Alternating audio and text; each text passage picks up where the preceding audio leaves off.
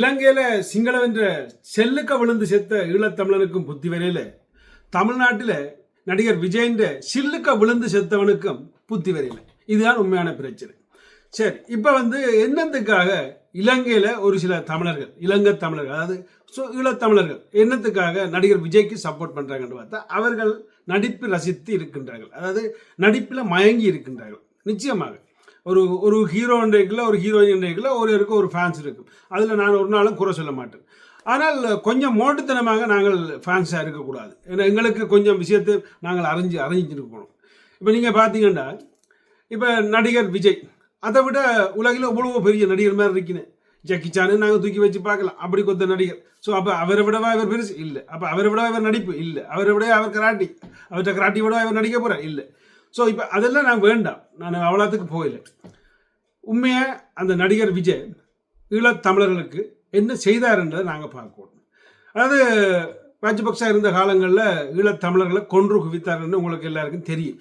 So அவன் கொன்று குவித்தோம்னா நாங்கள் இனப்படுகொலை, அதாவது இவர்கள் இனப்படுகொலை செய்து விட்டார்கள் என்று சொல்லி நாங்கள் கையெழுத்து வேட்டை கொஞ்சம் கொண்டு தெரிஞ்சு நாங்கள் கையெழுத்து வாங்கினால் ஒரு மில்லியன் கையெழுத்து வாங்கினால் ஐநா எங்களுக்குத்தான் எல்லாம் தரப்போகுது என்ற மாதிரி எந்த முட்டால் சொன்னானோ தெரியல. ஆனால் அதுக்கு நாங்கள் ஒரு கையெழுத்து இது செய்தாங்க. ஸோ அந்த கையெழுத்தில் மக்கள் எல்லாரும் கையெழுத்து போட்டாங்க, தமிழ்நாட்டு மக்கள் எல்லாம் கையெழுத்து போட்டாங்க. நடிகர் விஜய்கிட்ட கொண்டே நீட்டிக்கினேன், இது இருக்கா பாருங்க, இதுக்கு இருக்கா சப்போர்ட் பண்ணுங்க, இல்லை அதில் எனக்கு இன்ட்ரெஸ்ட் இல்லை, அதுக்கு நான் கையெழுத்து வைக்கலாது என்று மறுத்து விட்டார் நடிகர் விஜய். சரி, அவர் இளம்பொடியன், அப்போ பிஸியாக நடித்து கொண்டு வந்தவர் என்று விட்டு, சரி அவர்கள் போய் விஜயின் தகப்பனார்கிட்ட போய் கேட்போம்ண்டு. ஸோ அவர்கிட்ட போய் கேட்டால் அவரும் பார்த்துட்டு அவரும் நோ சொல்லிட்டார், அவரும் நோ. அப்போ ஈழத்தமிழர்கள் பெரிய அளவில் அவர்களுக்கு கண்ணுக்கு தெரியலை இந்த இனப்படுகொலை செய்யப்பட்டது. ஏன்னா அவர்களுக்கு நடிப்பு, அடுத்தது சோல் இல்லாத வாழ்க்கையாக யோசிச்சு கொண்டு இருந்தேன். ஸோ இப்போ அதாவது அடுத்து அப்போ இன்னொரு வடித்தான் இல்லை சுட்டி காட்டுறோம் அப்படின்னா, அடுத்தா பார்த்தோம்னா அந்த யுத்தம் நடக்கல தமிழ்நாட்டில் நடிகர் மேரெல்லாம் பெரிய ஒரு மீட்டிங் ஒன்று வச்சு, அதாவது பெரிய கூட்டம் ஒன்று வச்சு சத்யராஜ்லேருந்து பலர் வாய் கிளிய கத்தினார்கள். ஸோ அப்போ அந்த கத்துக்கு அப்போ காசு எடுத்து அதை கொடுத்தார்கள். அது எங்கே போச்சு எழுதி அந்த காசு சேர்த்தார்கள். பலர் 1 லட்சம் 10 லட்சம் எல்லாம் கொடுத்தாக்கள்லாம் இருக்குது.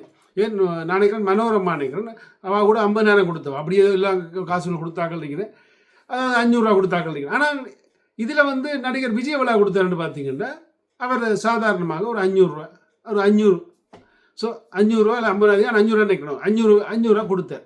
ஸோ வச்சு பாருங்க. அப்போ ஒரு பெரிய உச்ச நட்சத்திரம் ஒரு காமெடி நடிகர் 500 ரூபா கொடுக்குறான், இல்லாட்டி காமெடி நடிகர் 2000 ரூபா கொடுக்குறாண்டே, இவர் ஒரு உச்ச நட்சத்திரம் 500 ரூபா கொடுக்குறாண்டேங்களே.